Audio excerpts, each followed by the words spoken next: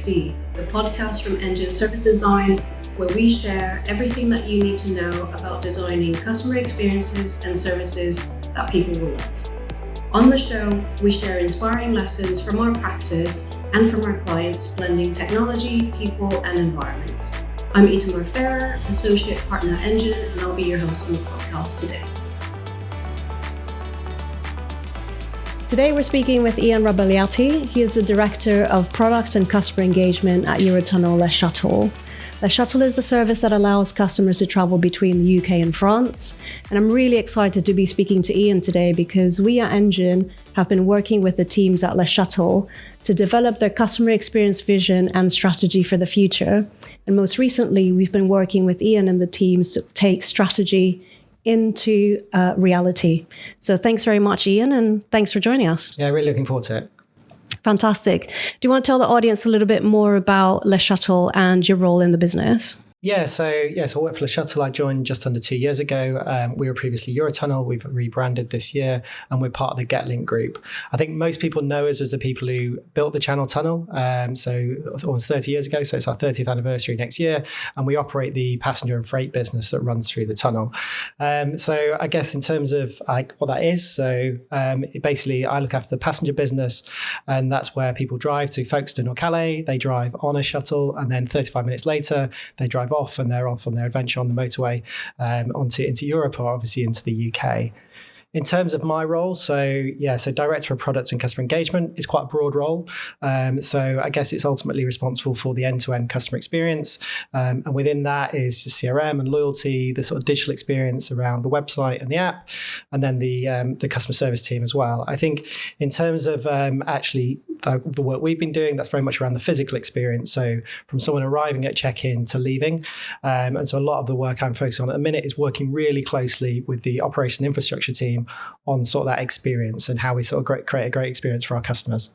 So it's a really, really broad role then, your remit. And I've known you for a little while now. We've been working together for the last 18 months. So to be able to do that role, obviously, you've got an overview and a holistic view of everything. That probably comes from your previous role. So do you want to share a little bit more about your story and how you got to LeShuttle and doing what you did today? Yeah, so my background is primarily digital. So I spent most of my career sort of working in creating digital experiences and I guess connected customer experiences. So looking after big e-commerce teams, creating sort of digital products and services. But majority of my experience is consultancy and agencies. So working across many different sectors, from finance to e-commerce to, I guess, FMCG and obviously retail and travel that I'm in now.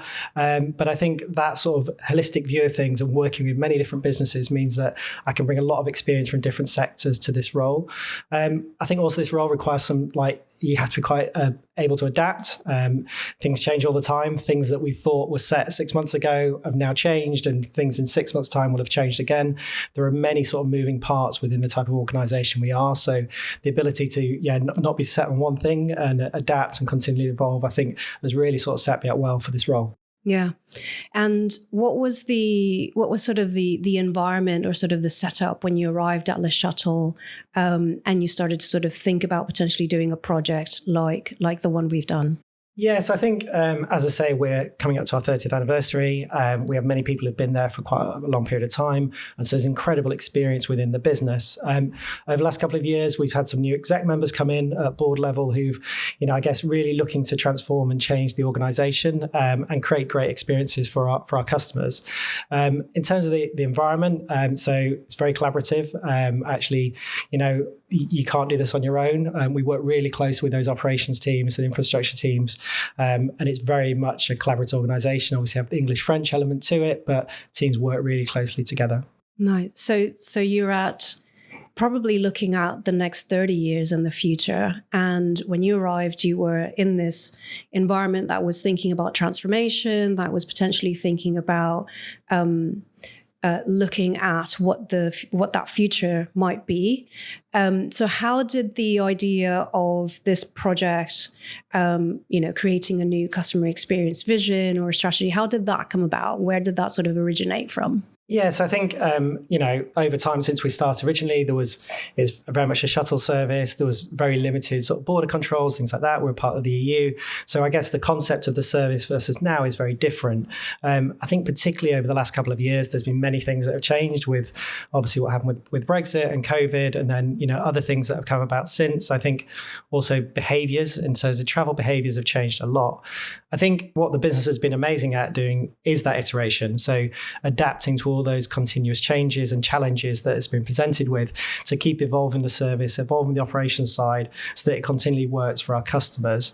I think what we felt though is when you looked at that iterative approach has potentially never had the opportunity to take a step back and go, actually, what we were 29, 30 years ago versus now, what we want to be is potentially quite different. So I think we felt that actually if we were to think about who our customer is now and who we want our customer to be in the future, that this was maybe a great moment to actually step back and go, if we were to redo this tomorrow and restart this, how would we go about it? Obviously, there's always going to be constraints in that, but actually we thought that was a really good point to actually start to rethink who our customer is, really get to understand what their needs were, and actually how we could maybe think to the next 30 years really in terms of building a service that not only works for a current customer, but actually that customer of the future. Yeah, so you've sort of started to identify that you had this need. You wanted to look at your customers. You said, okay, we need to do a project around this, or try and formalize, I guess, this idea of having a North Star, a vision that everyone, I guess, could rally behind. When did you sort of make the decision or realize that you wanted to do that potentially with a partner and not to do that internally within the organization? We're quite unique as a business. So there aren't really comparable things to how we operate, but actually there are similarities. So in terms of like airlines, airports and rail, there are many similarities. And we felt that the organization, as I say, has some great people in it and some people who really sort of evolved this service. But actually, it was a really good time to bring someone with different experience. And I think I was really interested in sort of bringing a service design business who could really make us, I guess, challenge some of our thinking on what we thought who our customer was, and really challenge in terms of actually, an external partner really enables you to accelerate quite quickly because they can challenge perceptions. They can really help you facilitate some of the conversations. And we felt actually with some of the other projects we were looking at as a business, obviously, as mentioned, we were gone through a rebrand, that actually this was a really good time to bring some brilliant partners in with amazing experience who could really help us onto that, sort of create that vision. Yeah. Yeah, no, it was, we were super excited at Engine when we realized that we were going to be working with LeShuttle to kind of help them go through this transformation journey. And it was really exciting for us, I guess, because we managed to get to the point where we were just at the beginning, just at the inception of trying to think differently. And I guess you don't always have the opportunity to kind of step into a business and go like, okay, we're going to reimagine who we are. We're going to look 10, 20, 30 years into the future. So that was really, really cool for us to be able to come onto that journey. And since we've been working together, we also gotten to meet another sort of set of your partners in terms of, your branding partner, your digital partner, the people that are helping you with the CRM. So it's been a really great sort of big team to step in and out of and be able to work together. So just so the audience understands a little bit more about, I guess, the stages and how we've actually done to kind of develop that vision. Do you want to tell us a little bit about the different stages we've been through and sort of the approach to that? Yeah, so I guess before we even obviously spoke, we'd I guess worked on a 3-stage approach. So the first stage was very much the bit that we were engaged with yourself to create that vision, really create that North Star of where we wanted to get to, but also something that's achievable. I think then moving into, I guess detailed design and how you go about making that reality, and then the implementation. In terms of that vision stage, and I guess the work that we did, I think one of the things we really wanted to do was challenge our thinking on who our customer was. So we set about, speaking to as many customers as possible. I think we spoke to over 4,000 customers.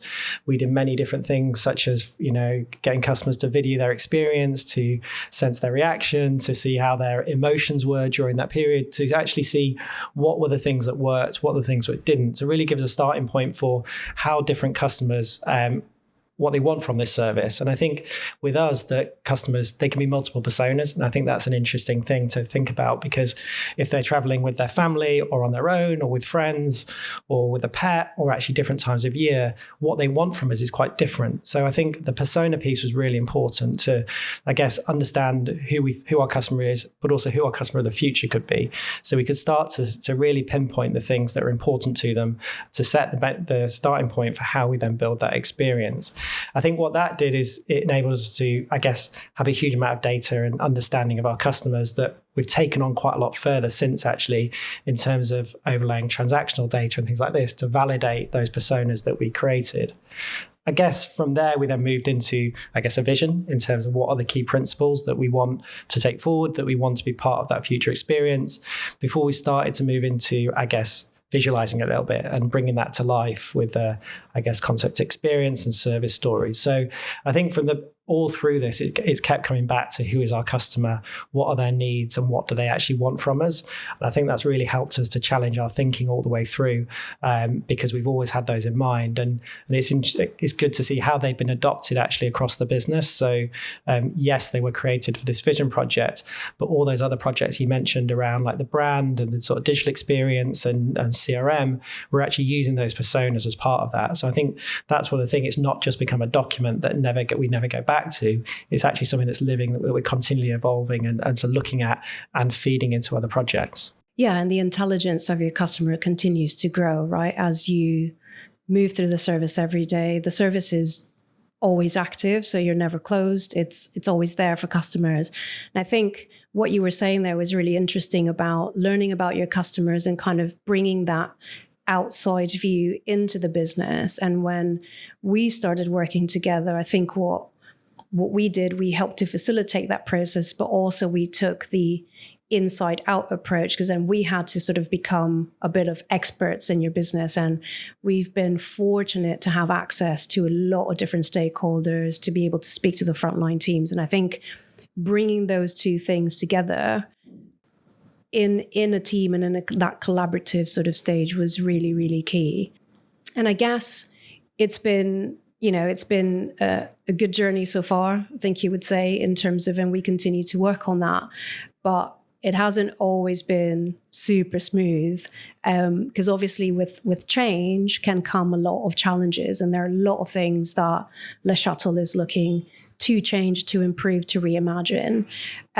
What would you say were some of those key challenges that you've come across, or that you feel the business has come across, that has to start thinking about how you overcome some of that?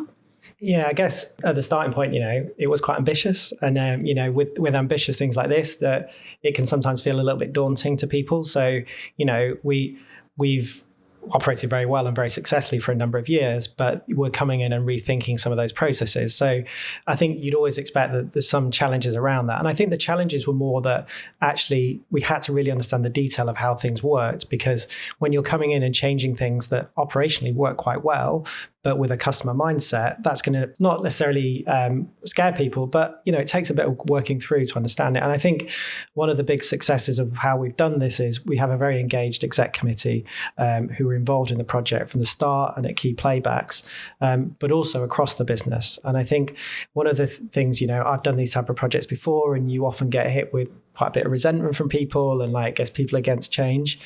We haven't had that. And I think this for me is quite, I guess, a real sort of big thing of the organization. It's actually been the opposite. We've got people in teams who've been here for a long period of time who actually want to be involved in this change. They want to input into it. They want this to happen. And I think how we sort of managed to get around that is those people have been involved from the start. So yes, we've involved the teams and the exec committee, but we've also really listened to people, staff on the ground, people who interact with the customers every single day, because they are probably as close to what the issues are as some of the customers. So I think yes, it was a challenge, and I was well aware that what we were trying to do was quite ambitious, but actually it was achievable. And I think that's probably one of the things, if we've gone through this, constantly reminding ourselves of things that are achievable, things that we can make happen.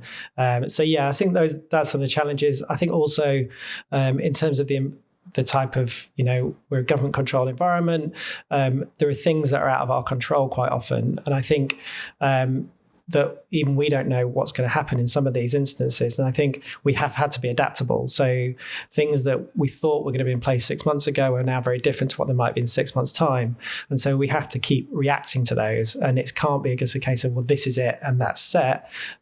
We do need to be flexible in our approach. And I think that can present challenges because it's much easier working on things that are fixed than things that aren't. But actually, I think as we've gone through this, we've adapted some of the deliverables and some of the things of how we approach things because we know that's going to happen. We know that this isn't always going to be perfect, but we have enough understanding of what we're trying to do so that we can create that adaptability in the future. Yeah, and I suppose when you say that, you have enough understanding of what you are trying to achieve, what you're trying to do, what is that where you feel like the vision piece comes in, or this idea of, knowing what you want the future to look like? Or what do you feel are sort of the key anchor points that allow you to kind of adapt to those changes without kind of losing focus of where you want to get to, so it doesn't sort of veer you off course?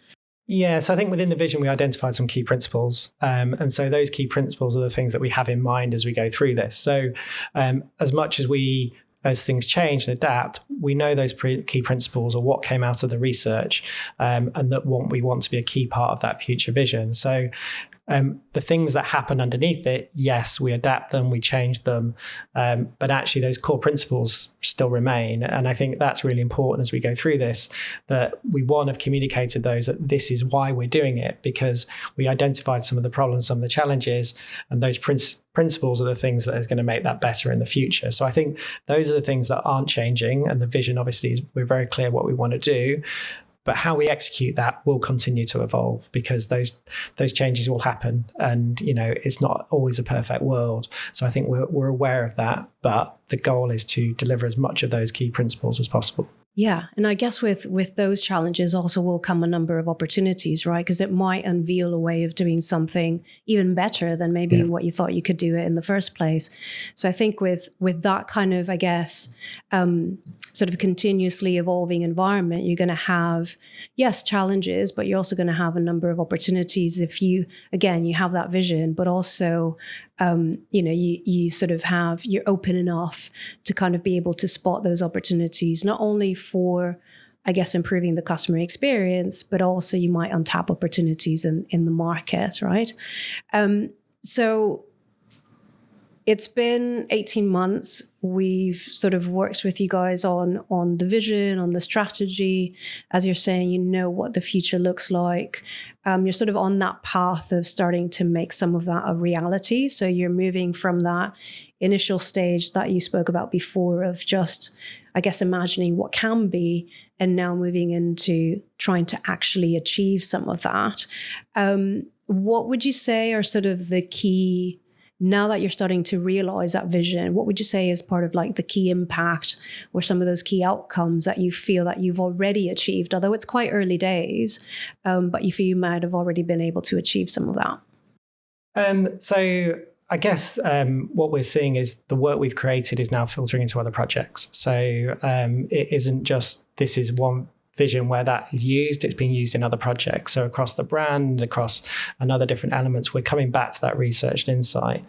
I think also what we're starting to do is we're starting to see some of that come through in the projects we're delivering, because it's been as much around starting projects as stopping them and actually seeing across the business what is aligning to this. And I think that's where it's been really embraced. And I think this is because we involve many different people. This wasn't done in isolation. It was done across different teams that actually, when they're seeing other projects coming up, they're actually thinking back to where we're going in the future. And I think that's really important, that as we deliver projects for today, that we are all aware of where we're trying to get to. In terms of what we're seeing in terms of deliverables, I think we're starting to see those changes. And I think there's sort of something I have in my mind as I go through this, which is when a customer visits, I want them to see something new and different. I want them to see the evolution that we're trying to create. So I know that sounds quite ambitious because you're not going to be able to change things all the time. But I think what we're trying to do is go, right, it's not just about quick wins, but what can we change in 3, 6, 12, 18 months that sets the foundations for that 3-5 year thing that we're working towards. And I think you're starting to see that, it's slow progress and things going to take time, but I'd like to think that already from the work we've done, you are starting to see the benefit in that actual experience and the things that our customers get to get to experience. Yeah. And do you feel that also has a sort of a positive effect in the organization? As you talk about, you want customers to see something different every day, but do you also feel like that also changes the sentiment or the way that those different teams kind of react if they start to see stuff on the ground? Like what do you feel the reaction is there? Yeah, so I guess there's a bit before that, which is it's quite good for people to know where we're going. And so, in organizations, many people talk about change, talk about things that are happening. And actually, if people can't see that end vision, then it becomes quite difficult for them to maybe see, well, what does that actually mean? So I think we're very good as a business at communicating things and sort of talking around what we're doing. And I think now I hope that, people on the ground start to see the changes. But I think that's one important thing around the approach we've taken, that lots of those people have been involved in it. So, they've attended workshops. And I think that's one of the things of the work we've done with Engine.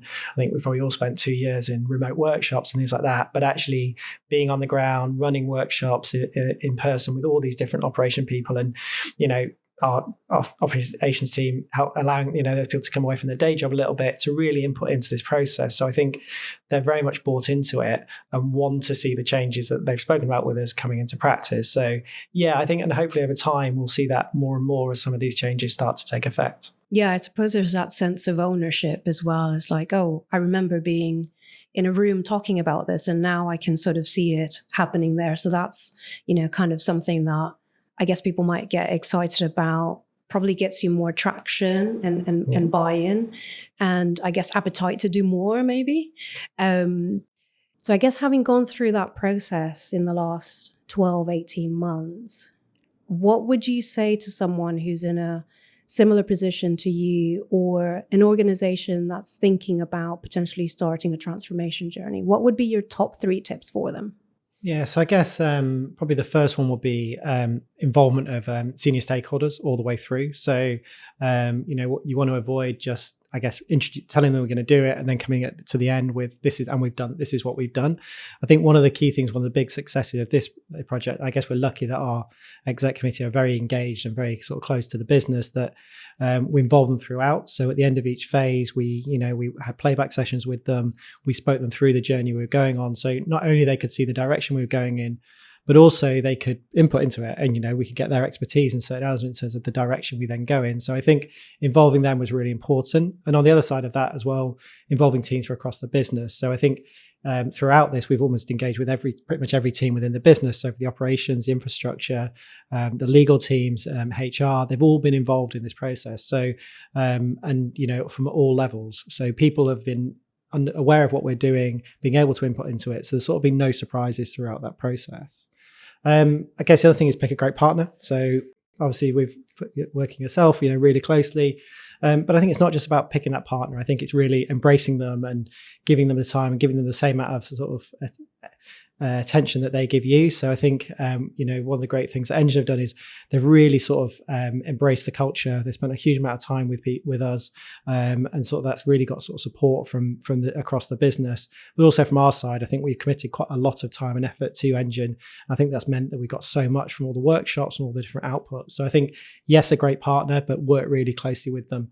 On that side as well, also bring other partners in. So, the other agencies we've got, they've also work really collaboratively. So no one's really been working in isolation.